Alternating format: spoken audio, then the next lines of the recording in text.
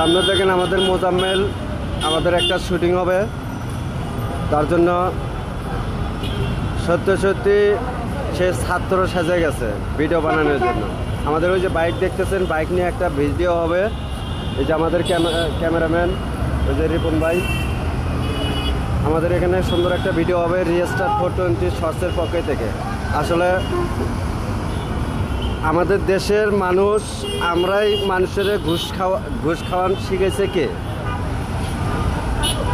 ছাত্ররা কিন্তু মূলত ঘুষ খাওয়ায় না, ওরা দেশের স্বার্থে কাজ করে, কিন্তু আমাদের দেশের মানুষ তারাই একটা ভুল করলে ভুল স্বীকার করে না, বরঞ্চ কী করে, ধুম করে 500 টাকা বাইর করে দেয় যে ভাই এই টাকাটা রাখে। কিন্তু এরা জানে না যে সব মানুষই কিন্তু আসলে কিন্তু দেশের ভিতরে খারাপ ভালো মিলেই আছে। সৎ মানুষও আছে, ঘুষখোরও আছে, সৎখোরও আছে। এই দেখেন, আপনারা দেখতে থাকেন।